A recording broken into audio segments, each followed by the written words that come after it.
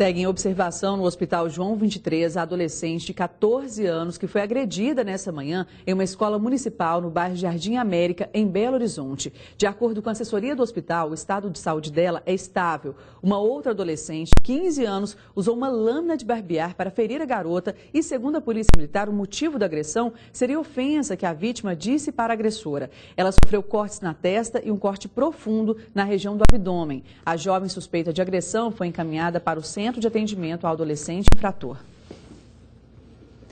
A Justiça determinou hoje bloqueio de bens de Alvimar Perrella, irmão do senador Zezé Perrella, do PDT. Além dele, outras 14 pessoas e mais 6 empresas também tiveram um bloqueio determinado. Eles são acusados de participar de um esquema de fraude em licitações para o fornecimento de alimentos a presídios de Minas Gerais de 2009 a 2012. O juiz do caso decretou o bloqueio de cerca de 80 milhões de reais em bens e imóveis dos réus. Na série especial do Jornal Band Minas sobre a análise política nas eleições 2014, o jornalista Carlos Lindenberg entrevista hoje o ex-ministro Fernando Pimentel.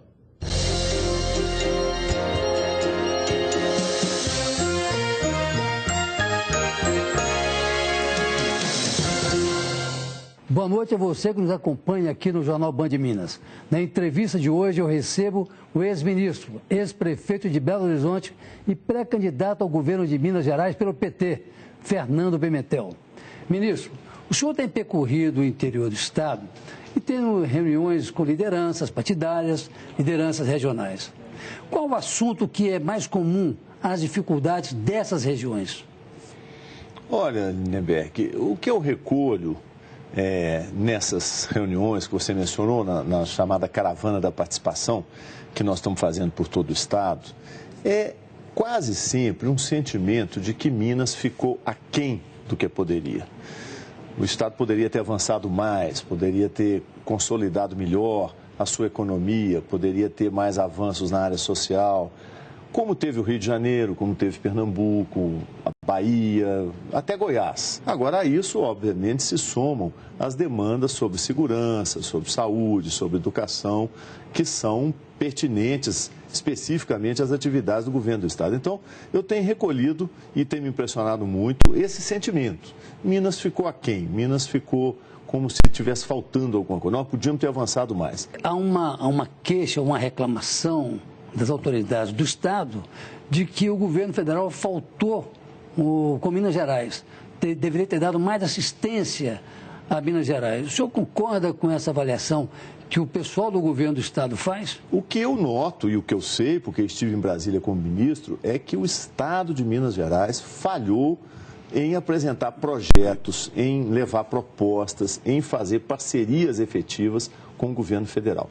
A maioria das obras que são reivindicadas pelos mineiros e que estão, de fato, atrasadas no estado, tem a ver com a ausência de projetos por parte do governo do estado ou com as dificuldades de licenciamento ambiental, licenciamento de patrimônio, dificuldades institucionais no campo do governo estadual. O senhor poderia citar 1 ou 2 projetos que faltaram para que o governo federal pudesse aportar recursos aqui em Minas Gerais? Cito 2 de cabeça. O metrô de Belo Horizonte, que é um caso que se arrasta há anos e que o projeto até hoje não está concluído e é atribuição do governo do estado, e o anel rodoviário de Belo Horizonte. E esse eu tive a oportunidade, como prefeito, de compartilhar a necessidade dessa obra. Fiz, na época em que fui prefeito, uma intervenção emergencial no anel. Nós recapeamos todo o anel, refizemos a sinalização, mas aquilo era uma coisa para durar 3, 4 anos no máximo, enquanto não vinha a obra. O senhor, pré-candidato do PT ao governo do estado, o senhor tem uma dupla responsabilidade nisso aí. Porque na medida que o senhor é candidato, o senhor tem a responsabilidade inicial de levar o seu partido ao poder. Ao mesmo tempo, nós temos uma campanha presidencial. O senhor precisa sustentar aqui a campanha da presidente Dilma, com uma ressalva. Os adversários dizem que vão colocar 4 milhões de votos de frente sobre a presidente Dilma. Como é que o senhor vai tocar a sua campanha com essa dupla responsabilidade? A nossa campanha vai ser uma campanha voltada para Minas Gerais. Agora, evidentemente, nós temos compromissos partidários e temos compromissos de lealdade política com o PT, com o presidente Lula, com a presidenta Dilma. E vamos fazer campanha para eles aqui. Esse, o nosso palanque, certamente será o palanque da presidenta Dilma.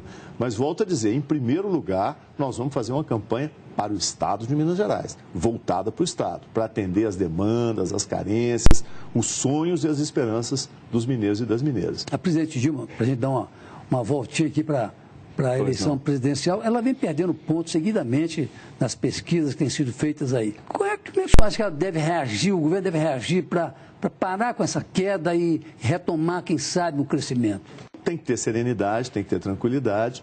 E esse momento, como você falou, de um certo abalo nas pesquisas não deve nos assustar. Vamos para a campanha. O governo tem muito o que mostrar. Nós fizemos muito pelo Brasil.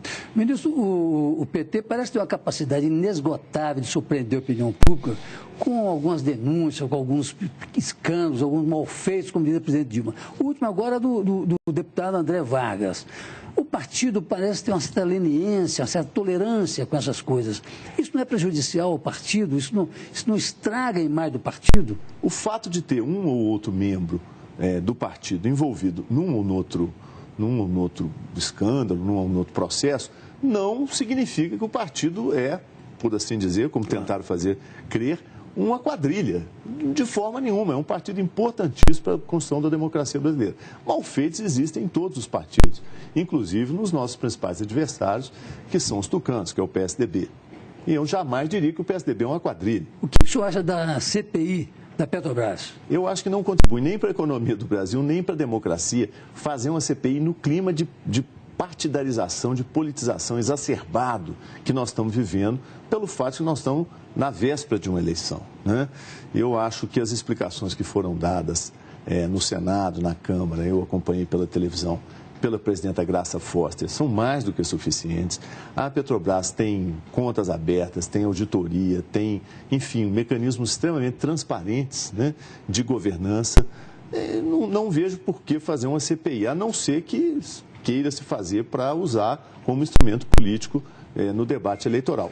Eu agradeço ao ministro Fernando Pimentel pela presença e te convido a acompanhar aqui no Jornal Band Minas a entrevista da semana que vem. Até lá, muito boa noite, muito obrigado, ministro. Obrigado a você e aos nossos telespectadores.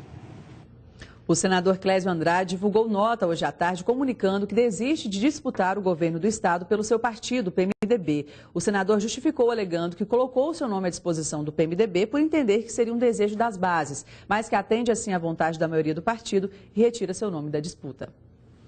Futebol, há 3 jogos sem marcar gols, o Atlético entra em campo daqui a pouco contra o Nacional de Medellín. E as duas equipes têm algumas coincidências.